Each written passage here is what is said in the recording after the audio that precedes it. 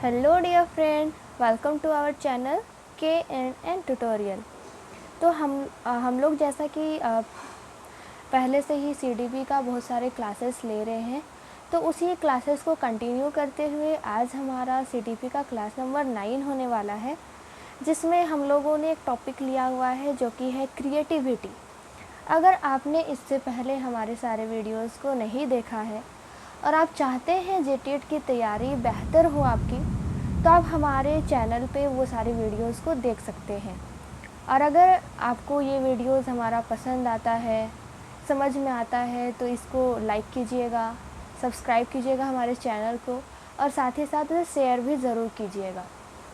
तो बढ़ते हैं हमारे क्लास की ओर, तो जिसमें हम लोग आज CDP का क्लास नंबर 9 लेने वाले हैं, जिसमें हम लोग देखने वाले हैं क्रिएटिविटी, यानी कि जिसको हिंदी में हम लोग बोलते हैं सृजनात्मकता। तो सृजनात्मकता या फिर क्रिएटिविटी होता क्या है, उसको सबसे पहले जानेंगे।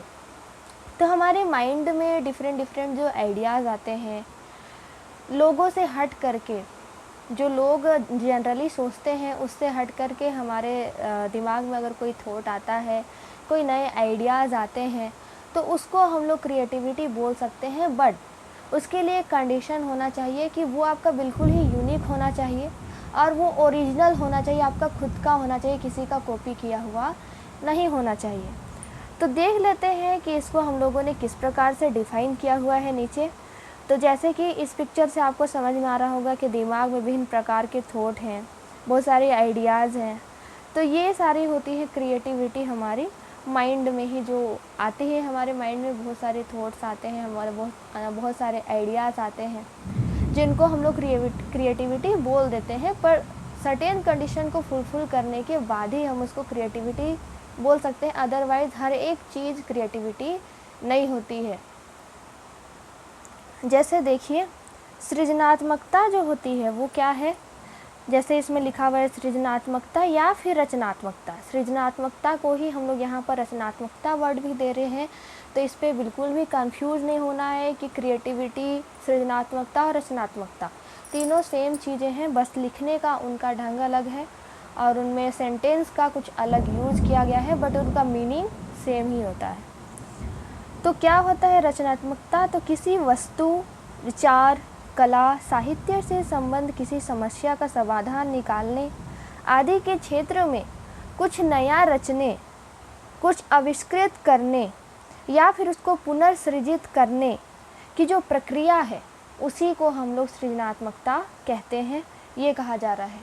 तो सृजनात्मकता एक मानसिक प्रक्रिया है, एक मेंटल प्रोसेस है, जो कि हमारे जितने भी फिजिकल चेंजेस होते हैं उनको लाने में, उनको हमारे समक्ष प्रस्तुत करने में हमारी हेल्प करते हैं क्रिएटिविटी।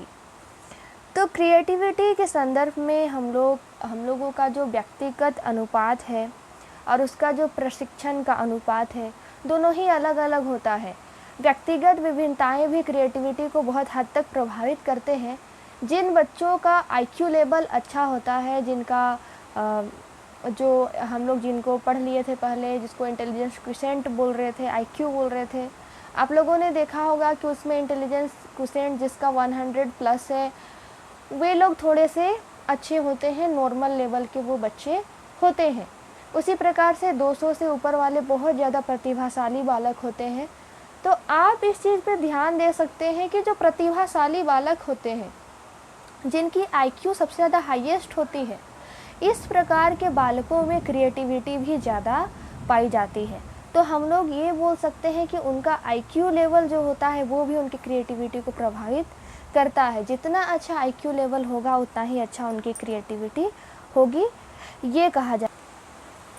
तो जो सृजनात्मकता के बारे में जो नॉर्मल डेफिनेशन हम लोग जानते हैं, हम लोग समझते हैं, उसी को यहाँ पर आप लोगों को बताया गया है।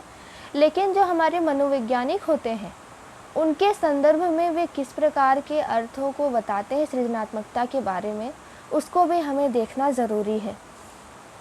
तो सृजनात्मकता का जो इंग्लिश वर्ड होता है वो होता है क्रिएटिविटी, जिसका मतलब होता है कुछ नया करना, कुछ नई डिस्कवरी, कुछ नया उत्पादन जो कि यूनिक हो, हर किसी से हटके हो, उनका कॉपी किया हुआ न हो, उसका खुद का जो आविष्कार है वो हो, उसे हम लोग बोलते हैं क्रिएटिविटी। तो फादर कामिल वुल्के जो थे, उन्होंने क्रिएटिव शब्द के समांतर सृजनात्मक या फिर रचनात्मक या सर्जक शब्द बताए। तो उन्होंने सेम ही वर्ड के डिफरेंट 3 टाइप्स ऑफ वर्ड बता दिए हैं फादर कामिल वुल्के ने, जो कि है सृजनात्मक, रचनात्मक और सर्जक। तो ये सारे चीज़ हैं जिनका सभी का मीनिंग सेम ही होता है, सेम मीनिंग तीनों का ही है, यानी कि क्रिएटिव है सारी चीज़ों का मतलब ये है। तो सृजन वह अवधारणा है जिसमें उपलब्ध साधनों से नवीन या अनजानी वस्तु, विचार या धारणा को जन्म दिया जाता है। तो सृजनात्मकता से अभिप्राय है रचना संबंधी योग्यता, नवीन उत्पाद की रचना। जैसे कि मैंने आप लोगों को पहले ही बताया हुआ है कि कोई नई चीज़ों का वो आविष्कार कर रहा है जो पहले कभी नहीं हुआ, वो अभी तुरंत हुआ और उसी के द्वारा किया गया है, बिल्कुल नया है। तो उसे ही हम लोग सृजनात्मकता कहते हैं, ये बोला जा रहा है। तो रूस जो है वो बोलते हैं कि सृजनात्मकता मौलिकता वास्तव में किसी भी प्रकार की क्रिया में घटित होती है। यानी कि कोई भी चीज़ अगर उसमें सृजनात्मकता यानी कि क्रिएटिविटी इन्वॉल्व है तो वो चीज़ ओरिजिनल होगा, उसमें ओरिजिनलिटी पाई जाएगी, यानी कि मौलिकता पाई जाएगी, ये रूस ने कहा है। तो ये सारी चीज़ें थी सृजनात्मकता के बारे में। अब मनोवैज्ञानिकों ने किस प्रकार की परिभाषाएं दी हैं इसके लिए, यानी कि क्रिएटिविटी के लिए उन्होंने किस किस प्रकार की परिभाषाएं दी है उसको भी हमें देखना ज़रूरी है। जैसे कि रॉबर्ट फॉस्ट ने क्या कहा है, तो उसे आप यहाँ देख सकते हैं जो कि लिखा गया है। उसी प्रकार ने मेंडनिक ने कुछ और ही कहा है। स्टेन के अनुसार कुछ परिभाषाएं दी गई हैं। जेम्स ड्रेवर के अनुसार कुछ परिभाषाएं दी गई हैं। सीवी गुड ने भी अपने अनुसार परिभाषा बताई है सृजनात्मकता के परिप्रेक्ष्य में। आगे है जेम्स ड्रेवर, इन्होंने भी सृजनात्मकता के लिए परिभाषाएं दी है। कोल और ब्रूस के द्वारा भी सृजनात्मकता के लिए परिभाषाएं दी गई हैं। तो ये सारी थी सृजनात्मकता की परिभाषाएं। अगर आप सभी मनोवैज्ञानिकों के मतों के अनुसार यदि सृजनात्मकता की परिभाषा देना चाहते हैं तो आप कम शब्दों में बोल सकते हैं कि ऐसा ज्ञान जो नवीन हो, मौलिक हो और वो बिल्कुल हर किसी से हटके हो और बिल्कुल ही डिफरेंट हो, जो आज तक खोजा ना गया हो। इस प्रकार की अगर कोई ज्ञान की उत्पत्ति हुई है, कुछ खोजा गया है किसी बालक के द्वारा, किसी व्यक्ति के द्वारा, तो वो जो ज्ञान है वो क्रिएटिव ज्ञान है, सृजनात्मकता ज्ञान है। और वो जो बालक है वो एक क्रिएटिव बालक है, ये हम लोग कह सकते हैं, जैसा कि मनोवैज्ञानिकों ने भी इस चीज़ को क्लियर किया हुआ है। तो जो क्रिएटिविटी होती है उसमें डिफरेंट प्रोसेसेस होते हैं, और वो प्रोसेसेस कौन कौन से होते हैं, वो कितने टाइप्स के प्रोसेस होते हैं, तो उनको अभी हमें देखना है, जो कि हमारे सिलेबस में क्लियरली मेंशन है। अभी कल ही हमारे पास सिलेबस आया जिसको कि हम लोगों ने देखा हुआ है, तो उसमें क्लियर लिखा हुआ है प्रोसेस ऑफ क्रिएटिविटी। तो क्रिएटिविटी के कौन कौन से प्रोसेस होते हैं, तो जो हमारे मनोवैज्ञानिक हैं उनके अनुसार इसके 5 स्टेजेस होते हैं। क्रिएटिव प्रोसेस के 5 स्तर होते हैं। वे 5 स्तर कौन कौन से हैं? फर्स्ट है प्रिपरेशन, यानी कि तैयारी। कोई भी क्रिएटिव कार्य को करने से पहले उसके लिए तैयारियां की जाती है, उसके लिए एक योजना बनाई जाती है। तो उसमें प्रिपरेशन में क्या क्या होता है यहाँ पर आप लोग देख सकते हैं। इसमें बच्चा क्या करता है, उस चीज़ के बारे में रिसर्च करता है, जिस बारे में उसको खोजना है उसके बारे में उसे जानना है, तो उसके बारे में विभिन्न तरीके से वे रिसर्च करते हैं। देन फिर जो रिसर्च आता है, रिसर्च में जो भी रिजल्ट निकल के आते हैं उनको वे आत्मसात करते हैं, उनको वे लिखते हैं, उनको संग्रह करते हैं। उसके बाद वे उन चीज़ों पर कार्य करते हैं और देखते हैं कि ऐसी कौन सी चीज़ें इसमें छूट गई है जो कि नहीं खोजी गई है, उसके वे लोग उसको जुटाते हैं। देन फिर आ जाता है इनक्यूबेशन। इनक्यूबेशन में जो भी चीज़ें उन्होंने देखी कि वो चीज़ नहीं खोजी गई है, वो बिल्कुल मौलिक चीज़ है जिसके बारे में आज तक किसी ने डिस्कवरी उसके बारे में ना ही की है और ना ही उसके बारे में सोचा है, तो बच्चा चाहेगा कि मैं उसके बारे में डिस्कवरी करूं। तो उसके लिए डिस्कवरी करने के लिए उसे उस चीज़ के बारे में बहुत सारे एक्सप्लोरेशन करने पड़ेंगे, बहुत सारी खोज करने पड़ेंगे। तो वो खोज करेगा, उस चीज़ के बारे में वो एक्सपेरिमेंट करेगा, उस चीज़ के बारे में वो फिर संश्लेषण करेगा। जितनी भी चीज़ें उसके सामने आई उन सारे चीज़ों को वो अप्लाई करके देखेगा। देन फिर आता है हमारे पास इल्यूमिनेशन। इल्यूमिनेशन में जब वो सारे उसके जो प्रोसेसेस थे, यानी कि उसने एक्सपेरिमेंट्स किए, उसके कुछ रिजल्ट्स आए, और जब वो रिजल्ट्स जैसा वो चाहता था वैसे रिजल्ट्स उसके सामने आ रहे हैं, तो वो खुशी से झूम उठता है। देन उसके मुंह से एक वर्ड निकलता है जिसको बोलते हैं हम लोग आहा, यानी कि जो मुझे चाहिए था वो मैंने कर दिखाया, मैंने ये कर दिया, जो मुझे चाहिए था वो एक्चुअली में मैंने खोज करके दिखा दिया। तो ये हो जाने के बाद इल्यूमिनेशन में ये चीज़ें हो जाती हैं। उसके बाद वो इम्प्लीमेंटेशन करता है, जो इल्यूमिनेशन उसने कर लिया, जो उसने खोज कर लिया, उस खोज को करने के बाद वो इवैल्यूएशन करता है, उनका मूल्यांकन करता है कि जो उसने खोजी है, जिस चीज़ के लिए वो इतना खुश हो रहा है, क्या वो वास्तव में सही है या वो कुछ क्षेत्र में वो फेल हो जा रहा है। तो इन सारे चीज़ों को करने के लिए वो रिफ्लेक्ट करेगा, उस चीज़ के बारे में देखेगा, और विभिन्न व्यक्तियों की सलाह भी वो ले सकता है जो उस क्षेत्र में ज़्यादा उससे जानते हो। देन फिर वो क्रिटिसाइज़ करेगा, फिर वो उसको कहीं ना कहीं उसको गलत साबित करने की भी कोशिश करेगा खुद से ही। फिर वो उस चीज़ के बारे में जब वो देख लेगा, सारी चीज़ें करने के बाद इवैल्यूएशन में जब उसका रिजल्ट बिल्कुल क्लियर होगा, सही होगा, जैसा उसने सोचा था बिल्कुल ही वैसा है, देन फिर वो उसको इम्प्लीमेंटेशन कर देगा, उसको इम्प्लीमेंट कर देगा, लोगों के सामने उसको जागृत कर देगा, और उस क्षेत्र में वो कार्य निरंतर करता रहेगा। तो ये होते हैं क्रिएटिविटी के प्रोसेस, जिसके 5 स्टेजेस होते हैं। कौन कौन से 5 स्टेजेस होते हैं जिसको मैंने ब्रीफली आप लोगों को अभी एक्सप्लेन कर दिया है, जो कि है प्रिपरेशन, फर्स्ट स्टेज होता है, सेकेंड स्टेज में इंक्यूबेशन, थर्ड स्टेज में इल्यूमिनेशन, फोर्थ स्टेज में इवैल्यूएशन यानी कि मूल्यांकन किया जाता है, और फिर लास्ट में उसको इम्प्लीमेंट कर दिया जाता है, जिसको हम लोग यहाँ पे इम्प्लीमेंटेशन कह रहे हैं। तो ये है हमारी प्रोसेस ऑफ क्रिएटिविटी। अब इसको एक एक करके हम लोग थोड़ा सा डिटेल्ड में देखना चाहेंगे कि क्या है। तो तैयारी होती है। तो जैसे अगर हम कोई एग्जांपल ले लें कि कोई लेखक है, वो कुछ कहानी लिखना चाह रहा है, तो उसके लिए उसके माइंड में किस तरह से क्रिएटिविटी चलेगी, वो क्या क्या करेगा। तो सबसे पहले है तैयारी, यानी कि उसका प्रिपरेशन। वो तैयारी में क्या करेगा, कहानी के लिए वो डिफरेंट शोध करेगा, खोज करेगा उसके बारे में। फिर वो उस चीज़ के लिए अपना एक सामान्य विचार प्रकट करेगा, ये कहा जा रहा है इसमें। और इस फिगर के माध्यम से हमें और समझ में आएगा, जैसे कि ये हमारा प्रिपरेशन का ही है। इसमें 3 टाइप के चीज़ें होते हैं। फर्स्ट है लर्न, यानी कि सीखना। दूसरा है डिस्कवर, उस चीज़ के बारे में खोजना। और एक्सप्लोर और डिस्कवर दोनों लगभग सेम ही होते हैं, यानी कि खोजना ही या अन्वेषण करना यही होता है।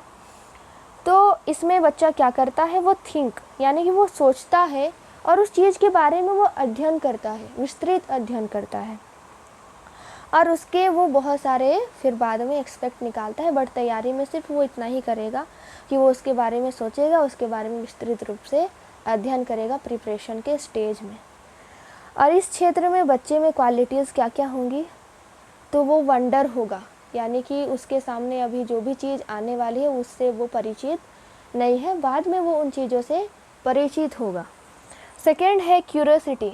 अब जिस चीज़ को हम लोग नहीं जानते, उस चीज़ को जानने के लिए हमारे मन में जिज्ञासा ज़रूर आती है।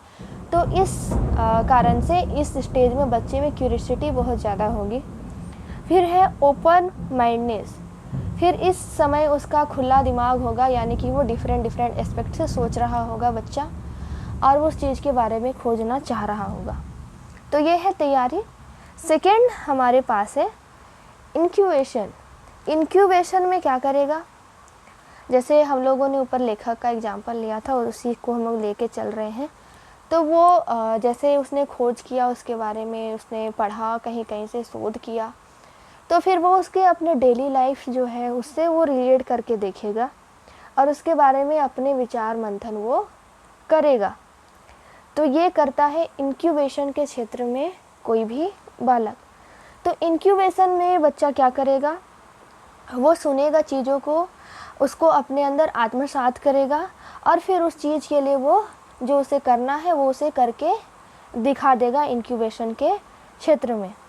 जैसे कि इसमें देख सकते हैं, इसको कहा गया है इंक्यूबेशन को, this is a germination period, यानी कि ये बीज लगाने का क्षेत्र। जैसे हम लोग खेती करते हैं तो सबसे पहले हम लोग उसमें बीज बोते हैं, तो उसी प्रकार से इंक्यूबेशन भी जो होता है वो क्रिएटिविटी के क्षेत्र में एक बीज बोने का कार्यकाल के रूप में कार्य यहाँ पर कर रहा है, जहाँ पर बच्चा अपना जो भी चीज़ें हैं उसका फर्स्ट स्टेप यहीं पे वो डाल रहा है, अपना पहला बीज वहाँ पर वो डाल रहा है। इस टाइम पे बच्चे में क्या क्या क्वालिटीज़ पाई जाएंगी, तो वो ओपननेस होगा, यानी कि वो चीज़ों के बारे में खुली रूप में सोचेगा, वो डिफरेंट एस्पेक्ट से वो सोच सकता है इस टाइम पे। सेकेंड होता है पेशेंस। अब इस क्षेत्र में बच्चे में पेशेंस होना, उसमें पेशेंस यानी कि कहने का तात्पर्य है, हम सॉरी इसके बारे में मुझे हिंदी वर्ड अभी याद नहीं आ रहा, बट पेशेंस का आप लोग समझ ही रहे होंगे। तो पेशेंस जो होती है वो होनी चाहिए बच्चे में, उसको हड़बड़ाना बिल्कुल भी नहीं है, उसे बिल्कुल आराम से चीज़ों के साथ चलना है। हड़बड़ी करेंगे तो काम में गड़बड़ी हो जाएगी, ऐसा बिल्कुल भी नहीं करना है, बिल्कुल पेशेंस के साथ कार्य करना। और ये क्वालिटी बच्चे में इस टाइम पे होना बेहद ज़रूरी है। फिर है फ्लेक्सिबिलिटी, उसमें लचीलापन होना चाहिए, वो चीज़ों को डिफरेंट टाइप से सोचने में सक्षम होना चाहिए, हर तरह से नेगेटिव थॉट के साथ भी पॉजिटिव थॉट के साथ भी उसको सोचना ज़रूरी है इस टाइम पीरियड पर। फिर है इंक्यूबेशन के बाद हमारे पास आता है रोशनी, जिसको हम लोग इल्यूमिनेशन बोल रहे थे ऊपर। तो इल्यूमिनेशन में इस टाइम पे बच्चे ने जब सारी खोज कर ली तो उस चीज़ के बारे में वो स्पष्टता चाहता है, वो देखना चाहता है कि उसका जो कार्य है, जिस चीज़ के लिए वो करना चाह रहा था जो कार्य, क्या वो उस कार्य में सफल हुआ है या नहीं हुआ है। तो इस क्षेत्र में बच्चा जो है अपने जो अवधारणाएं थी, जो उसने मान करके चला है शुरुआत में, उस पर वो भरोसा करता है कि हाँ मैंने जो किया होगा वो शायद सही होगा, पर वो इंश्योर करता है कि वो मैक्सिमम प्रोबेबिलिटी हो कि वो सही हो हमारी, वो ऐसा सोचता है। और फिर उस पर एक फ्लैश ऑफ इंसाइट, यानी कि उस पर एक रोशनी, उसके मन में एक रोशनी पनपती है, एक दीप प्रज्वलित होता है उसके मन के अंदर, और फिर वो चीज़ों के बारे में ज़्यादा बेहतर ढंग से इस टाइम पे सोच पाता है। अब इसमें बच्चे में किस प्रकार की क्वालिटीज़ होनी चाहिए, तो उसमें इंस्पिरेशनल भावना तो होनी ही चाहिए, यानी कि वो खुद को इंस्पायर कर रहा है कि नहीं मैंने जो किया है सही किया है। अगर वो शुरू से ही हताश हो जाएगा तो जो वो करना चाह रहा है वो शायद आगे चल करके नहीं कर पाएगा। तो इस टाइम पे उसमें इंस्पिरेशनल भावनाएं बहुत ज़्यादा होनी चाहिए। वो खुद को इंस्पायर कर रहा होगा या फिर सामने वाला इंस्पायर कर रहा होगा, बट उसमें ये भावना होनी बहुत ज़रूरी है, ये इस टाइम पे बहुत ज़रूरी है। आगे है मूल्यांकन यानी कि इवैल्यूएशन। तो उसने जो भी चीज़ें की है क्या वो सही है, उसको वो वेरीफाई करना चाहेगा इस स्टेज पर, और इस चीज़ को उसमें स्वीकार करने की क्षमता भी होनी चाहिए कि जो मैंने किया है वो सही है तो ठीक, नहीं है तो उसको गलत स्वीकार करने की भी बच्चे में क्षमता होनी चाहिए। कुछ बच्चे उसको स्वीकार नहीं कर पाते अपनी असफलता को और फिर हताश हो जाते हैं, तो ये क्वालिटी उनमें नहीं होनी चाहिए इस टाइम पे। जो भी उन्होंने गलतियाँ की हैं उसको स्वीकार करने की कैपेबिलिटी उनमें होनी चाहिए। तो जैसे कि वेरिफिकेशन जो है, इसमें जो भी उसने किया है उसको बिल्कुल कंफर्मेशन मिल जाता है कि जो उसने किया है हाँ बिल्कुल सही है।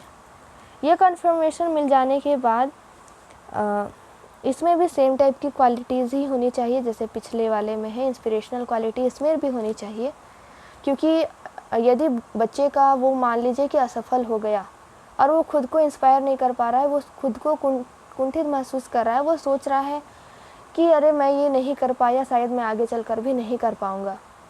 तो अगर इस प्रकार की भावनाएं उसमें उत्पन्न हो रही है तो कहीं ना कहीं वो उस चीज़ को नहीं कर पाएगा। तो नेगेटिव थॉट से इस टाइम पे उसे दूर ही रहना है, अब पॉजिटिव थॉट को लेकर के उसे चलना है, और जो भी उसकी हार हुई है उसे स्वीकार करते हुए भी चलना है इस टाइम पे। फिर आगे है कार्यान्वयन यानी कि इम्प्लीमेंटेशन। तो जितनी भी चीज़ें वो की है वो सारी चीज़ें यदि वो गलत है चाहे वो सही है, गलत है तो फिर उस चीज़ पर वो फर्दर वर्क कर सकता है, और उसकी चीज़ें सही है तो वो किसी और चीज़ पर कार्य कर सकता है। तो दोनों ही क्षेत्र में वो अपने जो कार्य हैं उनको इम्प्लीमेंट कर सकता है, उनको कार्यान्वित कर सकता है, ये इसमें कहा जा रहा है। तो ये रचनात्मकता की ये 5 चरण जो थे उनको हमने देख लिया है, उसको एक बार फिर से हम लोग देख लेते हैं यहाँ इसके द्वारा। तो क्रिएटिव प्रोसेस में क्या क्या होता है? फर्स्ट होता है प्रिपरेशन। प्रिपरेशन में ही हम लोग इन्वेस्टिगेशन करते हैं, यानी कि उसके बारे में जांच पड़ताल करते हैं। फिर है ट्रांसफॉर्मेशन, जो भी चीज़ें आई है हमारे समक्ष उसमें हम लोग चुन चुन कर निकालेंगे चीज़ों को कि ये चीज़ें खोज नहीं हुई तो इनके बारे में हम लोग को खोजना है। देन फिर आता है इंक्यूबेशन। अब जो चीज़ें उसे खोजना है उसके बारे में उसे डिफरेंट स्टडीज़ करनी है, और जो चीज़ें उसके सामने आ रही है उसको आत्मसात भी करते चलना है इंक्यूबेशन में। उसके बाद इल्यूमिनेशन में क्या होते हैं, उसके मन में एक नई ज्वाला उत्पन्न होती है, एक नया दीप प्रज्वलित होता है, और चीज़ें जब सफल हो जाती है उसके तो एक मन में उसकी खुशी हो जाती है इल्यूमिनेशन में।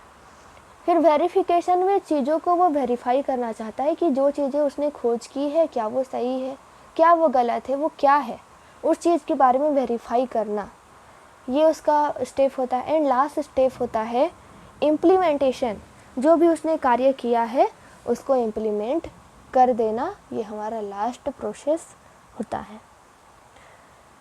इसमें फिर से वही सारी चीज़ें लिखी हुई है। तो तैयारी जो होता है वो रचनात्मकता का पहला चरण है। दूसरा चरण इंक्यूबेशन होता है। तीसरा चरण प्रेरणा या फिर इल्यूमिनेशन जिसको हम लोग बोल रहे हैं वो है। चौथा है पुनरावृत्ति या फिर रिवीजन, या फिर इसी को हम लोग वेरिफिकेशन भी बोल रहे हैं।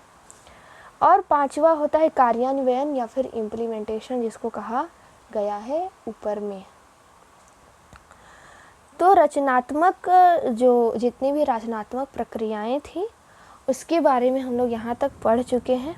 अब रचनात्मक प्रक्रिया में तैयारी के बारे में यहाँ से जो गतिविधियाँ आती हैं, जो मेन गतिविधियाँ हैं वो 2 होती हैं। पहला है विचार मंथन, यानी कि जो भी उसके मन में विचार आ रही है उसके बारे में उसको सोचना, ये किया जाता है। अब फिर है योजना बनाना, यानी फिर वो उस चीज़ के बारे में योजनाएं बनाएगा कि इसके बाद मुझे ये करना है, ये करना है। योजनाएं उसके मन में ही वो बनाएगा और फिर आगे वो चलेगा।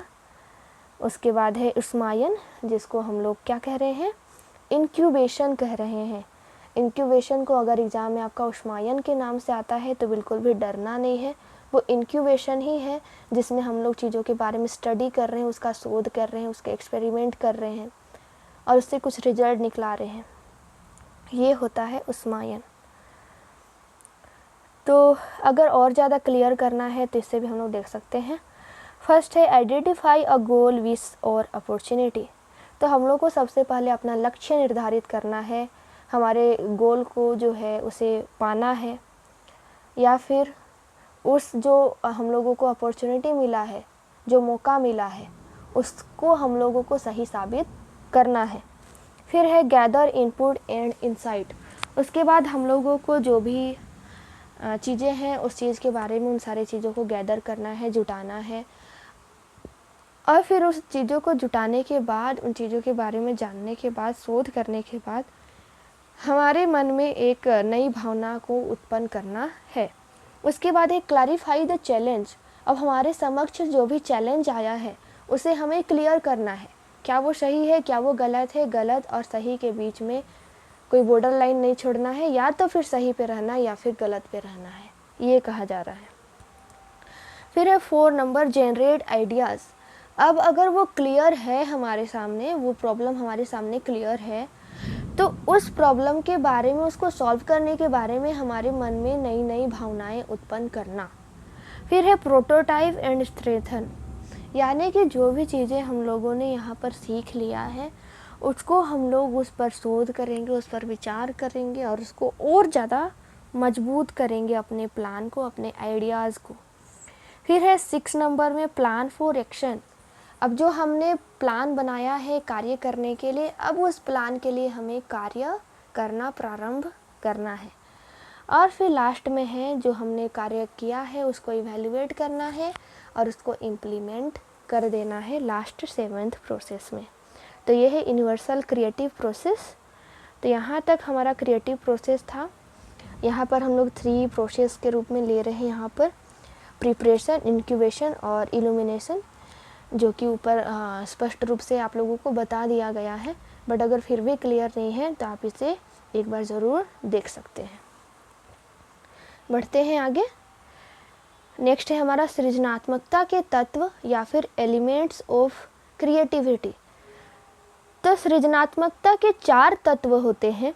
पहला है फ्लुएंसी यानी कि धारा प्रवाहिता, दूसरा है फ्लेक्सिबिलिटी यानी कि लचीलापन, तीसरा है इलेबोरेशन यानी कि जो भी उसके मन में आइडियाज़ आए हैं उसको विस्तृत रूप में दूसरों के सामने प्रकट करना, और फिर है ओरिजिनलिटी यानी कि उसने जो भी चीज़ें डिस्कवर की है उन चीज़ों में मौलिकता होनी ज़रूरी है। ये सारे तत्व हैं जिनको हम लोग आगे देखेंगे। फ्लुएंसी को हम लोग बोलेंगे धारा प्रवाहिता, फ्लेक्सिबिलिटी यानी कि लचीलापन, ओरिजिनलिटी यानी कि मौलिकता और इलेबोरेशन यानी कि विस्तार। तो इन चीज़ों को एक एक करके डिस्कस करेंगे। तो क्या क्या चीज़ें हैं? तो फर्स्ट है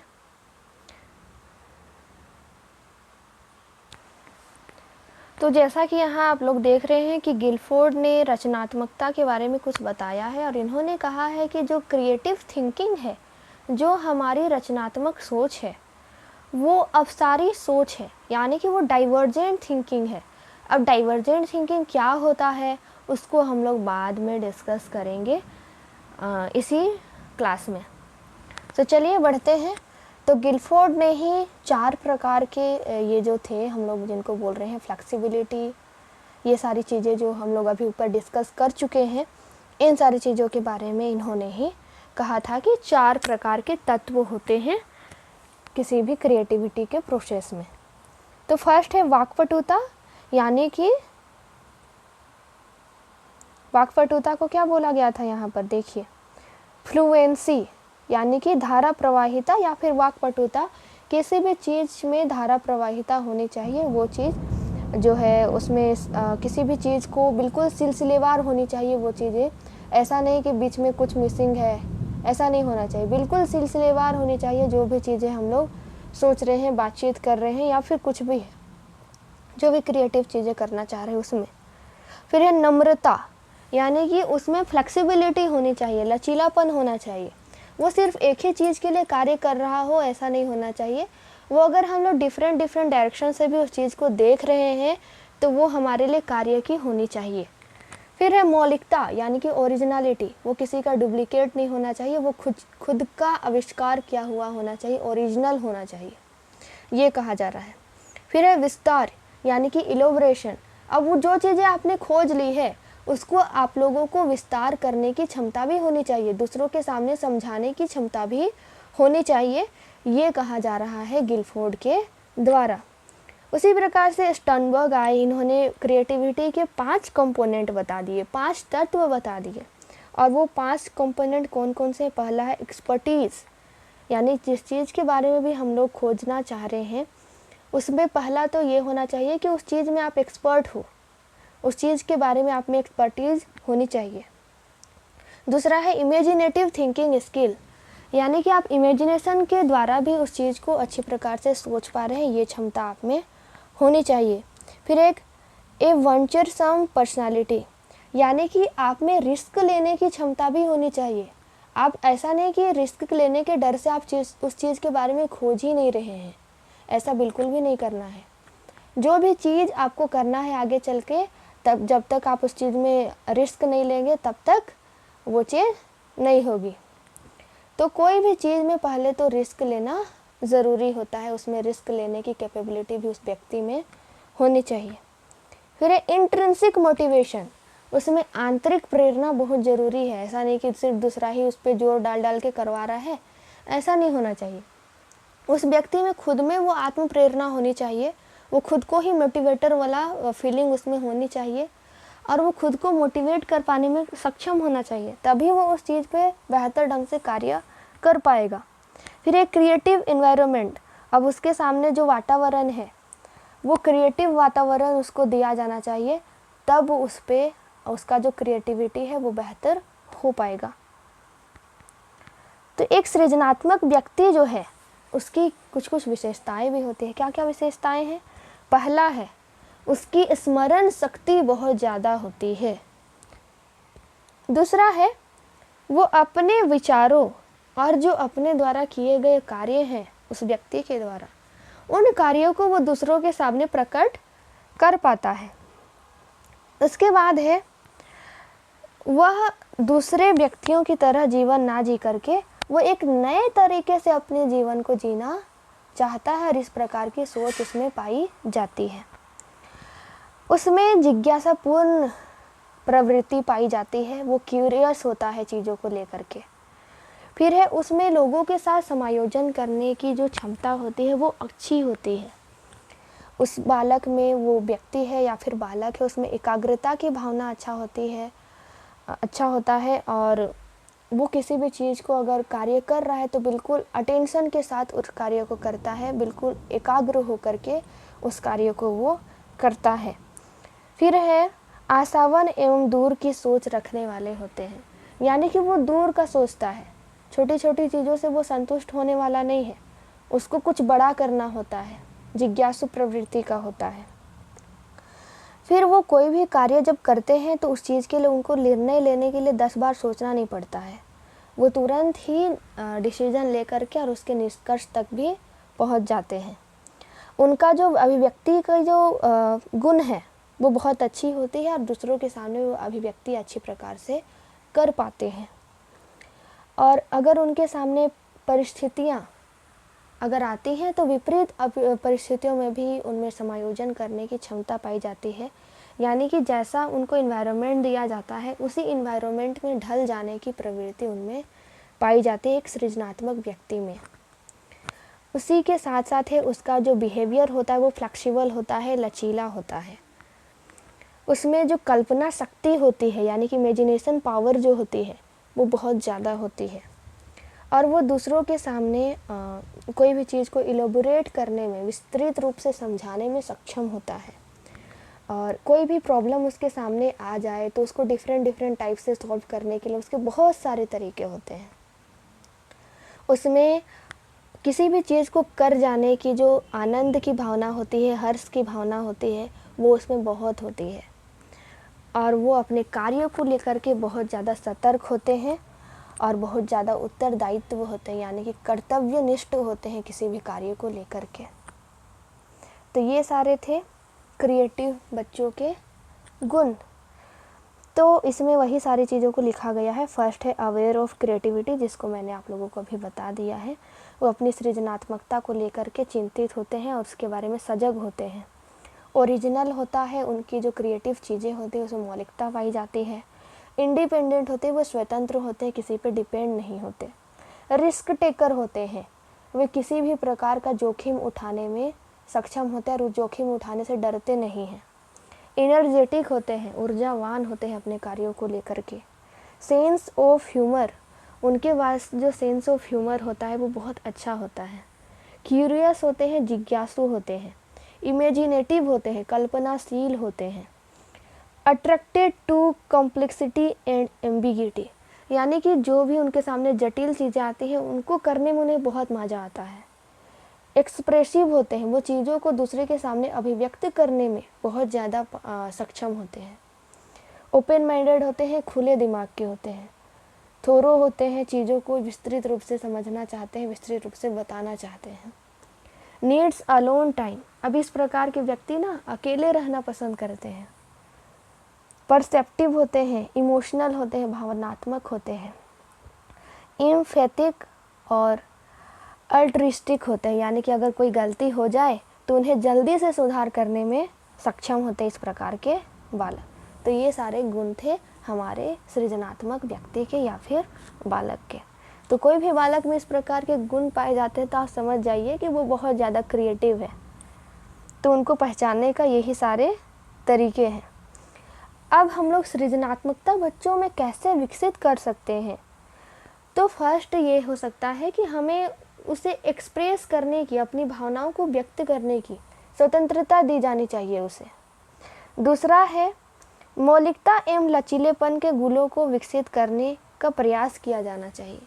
यानी कि जो भी ओरिजिनल चीज़ें हैं, जो भी फ्लेक्सिबल चीज़ें हो सकती है, उनको विकसित करने के लिए बच्चों को प्रेरित किया जाना चाहिए और उन्हें अभिव्यक्ति के अवसर प्रदान करने चाहिए, यानी कि सामने आने का मौका दिया जाना चाहिए।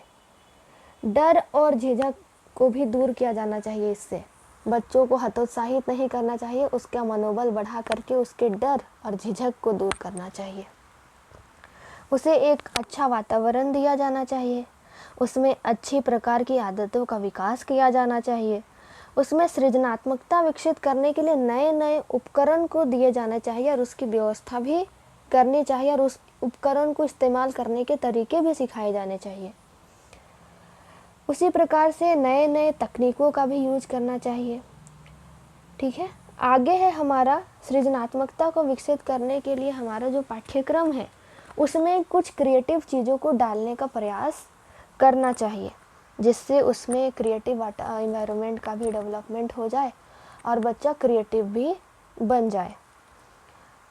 तो क्रिएटिविटी जो होता है उसमें बच्चे को किस प्रकार के सपोर्ट की ज़रूरत पड़ती है? तो हम लोग ऐसा कर सकते हैं बच्चे को, जैसे आजकल किया भी जाता है स्कूल में कि टाइम ड्यूरेशन दे दिया जाता है बच्चे के सामने, 1 मिनट का, 2 मिनट का, जैसा भी क्वेश्चन है उस आधार पर, और उसी आधार पर बच्चे को सॉल्व करने के लिए कहा जाता है। जैसे मैथमेटिक्स में बहुत सारे इस प्रकार के क्विजेज़ होते हैं जिससे बच्चे में टाइम प्रेशर आता है और वो क्रिएटिव बनता है। उसके बाद है सुपरवाइजरी सपोर्ट। जिस चीज़ में उसे एक सुपरवाइजरी सपोर्ट चाहिए, एक अच्छा सपोर्ट चाहिए, उससे ज़्यादा जानकार लोगों का उसे मदद चाहिए, वहाँ पे उसे मदद करनी चाहिए। फिर है ऑर्गेनाइजेशनल इनकरेजमेंट। अब जो भी संस्थाएं हैं उसके द्वारा भी उसको इनकरेजमेंट दिया जाना चाहिए। बहुत सारे इसके लिए उपाय हैं, हम लोग उसको कुछ जैसे कुछ प्रतियोगिताएं आयोजित की जानी चाहिए और प्रतियोगिताओं पर उस विजेता होने पर उसे पुरस्कार दिए जाने चाहिए। इस प्रकार कर सकते हैं। फ्रीडम तो आपको पता ही है, आज़ादी तो देनी ही चाहिए, तभी बच्चे क्रिएटिव बनेंगे। अगर आप उन्हें रोकते रहेंगे, दिन भर टोकते रहेंगे, तो वे लोग जान कर भी क्रिएटिव नहीं बन पाएंगे। फिर है टीम वर्क। बच्चों को टीम वर्क में कार्य करने की प्रेरणा दी जानी चाहिए और टीम बना देना चाहिए उनका, और उसी टीम में रह करके उन्हें बहुत सारे प्रोजेक्ट्स दिए जाने चाहिए। जैसे आजकल साइंस एक्सिबिशन भी होता है जिसमें टीम्स बन कर के लोग उसमें कंपटीशन में पार्टिसिपेट करते हैं और अपनी क्रिएटिविटी को लोगों के सामने प्रदर्शित करते हैं। उसी के बाद है रिसोर्स एलोकेशन, यानी कि उसे सीखने के लिए बहुत सारे रिसोर्सेज प्रदान किए जाने चाहिए। खोजने के लिए उसे नए नए चीज़ें दिए जाने चाहिए जिससे वो जिज्ञासु हो और चीज़ों के बारे में वो सीख पाए और क्यूरियस हो पाए और क्रिएटिव माइंड डेवलप कर सके खुद में। तो ये सारी चीज़ें थी। आगे है हमारे पास एक टीचर का क्या रोल होता है एक क्रिएटिव क्लासरूम को बनाने में, वो देख सकते हैं। फर्स्ट है शेयर्स ओन क्यूरियोसिटी। अब जो टीचर होता है वो उसको किस क्षेत्र में उसको जिज्ञासा उत्पन्न होती है वो खुद के बारे में बच्चों को बता सकता है। दूसरा है सेलिब्रेट्स फेल्यूर। अब यदि कोई बच्चा फेल हो गया किसी चीज़ में, उस चीज़ को वो नहीं कर पाया, तो उसके फेल्यूर को सेलिब्रेट करना चाहिए। उसको हतोत्साहित नहीं करना चाहिए बल्कि उसको सेलिब्रेट करना चाहिए। फिर डेवलप स्ट्रॉन्ग रिलेशनशिप। बच्चे और टीचर के बीच में एक अच्छा संबंध स्थापित करना चाहिए। एक दोस्त का तरह का संबंध उन दोनों के बीच में करना चाहिए ताकि बच्चे किसी भी चीज़ को बताने में आपके साथ झिझके ना, डरे ना। फिर है knows creativity can be improved. अब जो जानकारियाँ होती हैं वो भी उसके क्रिएटिविटी को इम्प्रूव करती हैं। फिर है entertain crazy of the wall ideas. बहुत सारे दीवारों पर हम लोग चित्रकारिता कर सकते हैं, कुछ बना सकते हैं जिससे बच्चों में क्रिएटिविटी ज़्यादा जागृत होगी। अब जो क्रिएटिविटी है उसको बूस्ट करने के और भी तरीके हैं, जैसे फर्स्ट है थिंक आउटसाइड द बॉक्स, यानी कि चीज़ों को जितनी ज़रूरत है उससे ज़्यादा भी सोचना चाहिए। फिर है have loads of bed ideas, और हमें हमारे पास बहुत सारे जो बुरे बुरे ख्याल आ रहे हैं वो भी आने चाहिए। अच्छे ख्यालों के साथ साथ बुरे बुरे आइडियाज़ भी हमारे पास आने चाहिए। फिर है speak to many different people, अलग अलग लोगों से बातचीत हमेशा करते रहनी चाहिए। फिर है विजुअलाइज योर प्रोजेक्ट, आपने जो प्रोजेक्ट बनाया है उस प्रोजेक्ट को आपको खुद देखना चाहिए और खुद उसको विजुअलाइज करके चीज़ों को समझना चाहिए। फिर है फाइंड इंस्पिरेशन एवरीवेयर, अब आपको जहाँ पर भी आपको मनोबल बढ़ाने के लिए आपको इंस्पिरेशन मिल रहा है, आपको वो ज़रूर लेना चाहिए और उसको आत्मसात करना चाहिए। है प्लेंटी ऑफ ब्रेक्स, समय समय पर आपको ब्रेक्स भी लेने हैं। ऐसे नहीं कि आप दिन भर बैठकर कार्य ही कर रहे हैं, तो इससे आप खुद ही बोर हो जाएंगे, तो बीच बीच में ब्रेक लेना भी ज़रूरी है। फिर है simple ways to dramatically boost your creativity, तो फर्स्ट है collaborate and learn from other, जिसको पहले देख ही चुके हैं हम लोग कि बातचीत करना है दूसरों के साथ, उनके हर एक चीज़ में शामिल होना है। डू समथिंग यू इन्जॉय, अब ऐसी चीज़ें करनी है जिसमें आपको खुशी होती हो, जिसमें आपको मज़ा आता हो। फिर है find inspiration from other industries, जैसा कि मैंने बोला कि जहाँ से भी आपको इंस्पिरेशन मिल रहा है वहाँ से आपको इंस्पिरेशन लेना है और अपना मनोबल बढ़ाना है। अपना मूड को बदलते रहना है, बार बार एक ही जैसा मूड बना करके नहीं रखना है। टेक अ वॉक, आप लोगों को कुछ टाइम के लिए टहलते भी रहना चाहिए, दिन भर बैठे रहना, दिन भर सोते रहना, ये भी नहीं करना चाहिए। कुछ टाइम के लिए टहलो, कुछ टाइम के लिए खेलो, कुछ टाइम के लिए पढ़ो, कुछ टाइम के लिए अन्य कार्य करो, सभी के लिए थोड़ा थोड़ा टाइम निकालना चाहिए। फिर रेस्ट एंड रिलैक्स, अब कुछ चीज़ों के लिए आप लोगों को कुछ देर के लिए आराम भी करना चाहिए, जिससे आपका माइंड फिर से उस कार्य को करने के लिए फिर से तैयार हो जाए। फिर है use the 6 thinking hats technique, 6 प्रकार के सोचने का जो हैट्स टेक्निक होता है उसे अपनाना चाहिए। आस्क फॉर एडवाइस और फीडबैक, आप लोगों को लोगों से अपना जो कार्य किया है उसके लिए फीडबैक दूसरों से मांगना चाहिए, और अगर आपको कोई जानकारियाँ चाहिए, कुछ नॉलेज चाहिए आपके बड़ों से या फिर आपसे ज़्यादा जानकार लोगों से, तो वो भी आपको लेनी चाहिए। फिर है think about a truly terrible idea, अब आप लोगों को उस चीज़ के बारे में सोचना है जिस चीज़ के बारे में आज तक किसी ने सोचने की हिम्मत नहीं की, वो हिम्मत आप में है, वो रिस्क आप उठा रहे हैं उस चीज़ के बारे में सोचने की, तो ये होनी चाहिए। अब जैसा कि मैंने आप लोगों को ऊपर बताया था, गिलफोर्ड ने बोला था कि कोई भी क्रिएटिव बालक होता है वो डाइवर्जेंट थिंकर होता है और उसमें डाइवर्जेंट थिंकिंग की कैपेबिलिटी पाई जाती है। तो डाइवर्जेंट थिंकिंग होता क्या है, तो जहाँ पर आप लोग 2 टाइप के देख रहे हैं, एक है डाइवर्जेंट थिंकिंग, एक है कन्वर्जेंट थिंकिंग। तो ये जो डाइवर्जेंट थिंकिंग होता है इसी को हम लोग बोलते हैं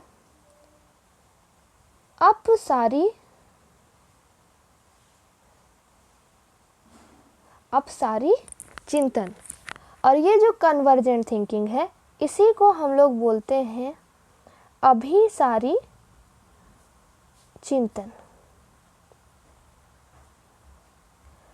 अब जिन बच्चों ने 10th तक तो सभी ने साइंस पढ़ा ही होगा, जिन बच्चों ने इन सारी चीज़ों को देख रहे हैं डाइवर्जेंट थिंकिंग और कन्वर्जेंट, तो यहाँ पे 2 टर्म डाइवर्जेंट और कन्वर्जेंट इसको आप ऑलरेडी यूज़ कर चुके हैं 10th क्लास में, जिसमें आप लोगों ने लेंसेज में इसको यूज़ किया है। लेंस में अपसारी लेंस किसको कहा जाता था, तो आप देखोगे वो जो हमारा कनकेव लेंस था उसे हम अपसारी लेंस कर रहे थे। क्यों कर रहे थे, क्योंकि वहाँ पे रेज जो होते थे वो डिफरेंट डायरेक्शन में डिस्ट्रीब्यूट हो जा रहे थे।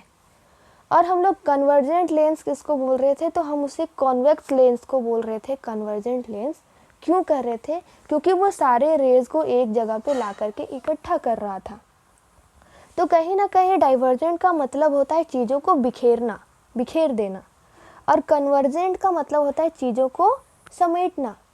यानी कि यदि ये सर्कल आप देख रहे हैं जो वाइट कलर का आप लोगों को दिख रहा है डाइवर्जेंट थिंकिंग में, ये सर्कल में आप देखेंगे तो यहाँ पे सारे एरोज जो है वो बाहर की ओर है। यानी कि हमारे पास समस्या एक है लेकिन उसके समाधान के हमारे पास तरीके अलग हैं, तो ये हो जाता है डाइवर्जेंट थिंकिंग। उसी प्रकार से कन्वर्जेंट थिंकिंग में आप देखोगे तो सारे एरोज एक ही समस्या की ओर आते हैं, यानी कि हमारे पास समस्या एक है और उन सारी समस्याओं का कारण अलग अलग है, लेकिन वो समस्या एक है और उस समस्या का हल भी एक है, तो ये होता है कन्वर्जेंट थिंकिंग। तो जो बच्चे होते हैं जो कि क्रिएटिव बच्चे होते हैं वो इस कैटेगरी में आते हैं, डाइवर्जेंट थिंकिंग के कैटेगरी में आते हैं। क्रिएटिव बच्चों में डाइवर्जेंट थिंकिंग पाया जाता है, ये गिलफोर्ड ने स्पष्ट रूप से कहा है। मुझे लगता है कि आप लोगों को यहाँ तक क्लियर होगा। आगे देखते हैं। अब जितना भी चीज़ें हम लोगों ने देख लिया है उसको एक बार मेमोराइज करते हैं कि क्या क्या हम लोगों ने देखा। तो क्रिएटिविटी जो होता है उसके लिए कुछ नियम होते हैं, उसे नियम के अनुसार हम लोग बोलते हैं कि हाँ वो क्रिएटिविटी है। सभी चीज़ों को हम लोग क्रिएटिविटी की चीज़ें नहीं बोल सकते, क्रिएटिविटी थिंकिंग नहीं बोल सकते। कुछ चीज़ें क्रिएटिव होती है और उसके लिए क्या क्या है, उसमें कुछ नियम का पालन होना चाहिए, जैसे इसमें रूल्स देख रहे हैं आप। ट्रेडिशनल आइडियाज़ होने चाहिए, जो भी ट्रेडिशनल आइडियाज़ हमारे सामने है वो ज़रूर होने चाहिए। फिर है पैटर्न, वो सही तरीके से व्यवस्थित किया गया हो, उसका व्यवस्था जो पैटर्न है वो सही हो। रिलेशनशिप अच्छा हो, जो भी ज्ञान है उसके साथ हमारा अच्छा खासा रिलेशनशिप हो, एक दूसरे के साथ जुड़ा हुआ होना चाहिए। फिर है क्रिएट मीनिंगफुल एंड न्यू, उन सारी चीज़ों से हम लोगों को एक नया बनाना है और एक कुछ मतलब का बनाना। ऐसा बना दिए जिसका कोई मतलब ही नहीं है तो क्रिएटिविटी कैसे होगा, हो ही नहीं सकता। तो उस चीज़ का कुछ मीनिंग भी होना चाहिए और वो नया भी होना चाहिए, तो ये होता है क्रिएटिविटी। फिर उससे नए नए आइडियाज़ आते हैं, उसके नए फॉर्म्स निकल के आते हैं हमारे सामने। फिर उसके हम लोग नए नए तरीके खोजते हैं उस समस्या का समाधान करने के लिए। फिर उसको इंटरप्रेट करते हैं और उससे कुछ फिजिकल थिंग्स बना करके दिखा देते हैं। तो ये होता है हमारा टोटल क्रिएटिविटी, जिसको कि हम लोगों ने देख लिया है। तो हम लोगों ने यहाँ तक क्रिएटिविटी हमारा कंप्लीट हो चुका है, जितना हमारे सिलेबस के लिए नीड है और जितना हम लोग पढ़ते हैं जनरली क्रिएटिविटी के लिए, इतना हमारे लिए काफ़ी है। तो अगर आपको आज का वीडियो पसंद आया होगा तो हमारे चैनल को ज़रूर लाइक कीजिएगा और आपको ये क्लास कैसा लगा उसे कमेंट बॉक्स में ज़रूर बताइएगा। मिलते हैं नेक्स्ट क्लास में, तब तक के लिए bye bye. Thanks for watching.